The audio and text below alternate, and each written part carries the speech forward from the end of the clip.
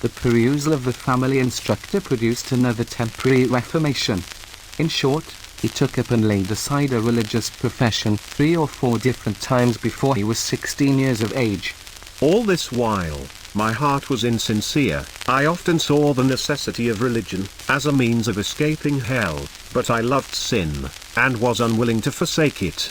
I was so strangely blind and stupid, that sometimes, when I have been determined upon things which I knew were sinful, I could not go on quietly till I had first dispatched my ordinary task of prayer, in which I have grudged every moment of the time. When this was finished, my conscience was in some measure pacified, and I could rush into folly with little remorse. But his last reform is the most remarkable. Of this period, at least of some part of it, I may say in the Apostle's words, "After the strictest sect of our religion, I lived a Pharisee.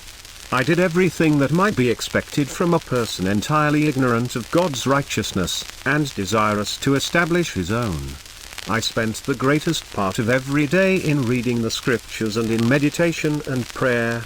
I fasted often, I even abstained from all animal food for 3 months.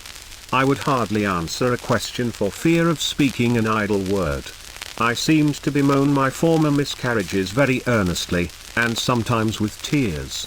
In short, I became an ascetic, and endeavored as far as my situation would permit, to renounce society that I might avoid temptation. This reformation, it seems, continued for more than 2 years. It was a poor religion. It left me in many respects under the power of sin, and so far as it prevailed, only tended to make me gloomy, stupid, unsociable and useless." That it was a poor religion, and quite unlike that which he afterwards possessed, will appear from what immediately follows. For had it been taken up upon more scriptural ground, and been attended with that internal evidence and satisfaction, which true religion only brings, he could not so soon have fallen a dupe to such a writer as Shaftesbury.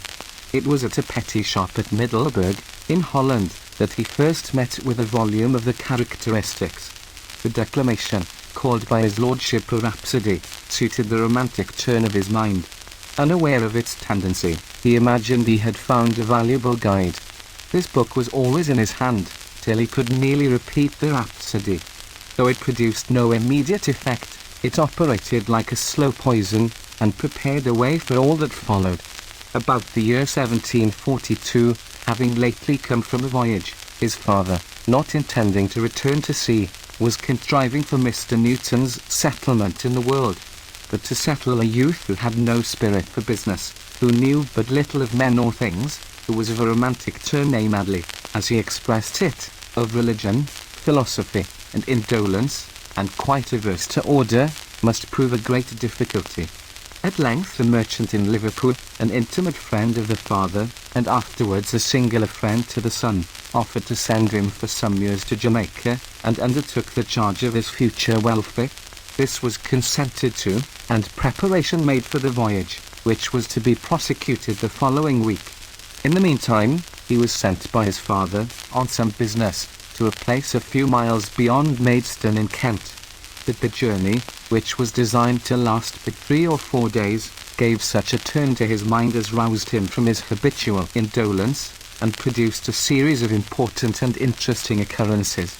A few days before this intended journey, he received an invitation to visit some distant relations in Kent.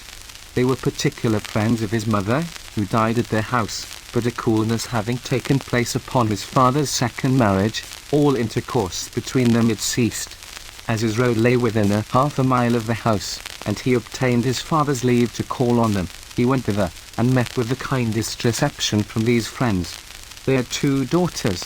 It seems the elder had been intended, by both the mothers, for his future wife. Almost at the first sight of this girl, then under 14 years of age, he was impressed with such an affection for her, as appears to have equalled all that the writers of romance have imagined. I soon lost all sense of religion, and became deaf to the remonstrance of conscience and prudence. But my regard for her was always the same, and I may, perhaps, venture to say, that none of the scenes of misery and wickedness I afterwards experienced ever banished her a single hour together from my waking thoughts for the 7 following years.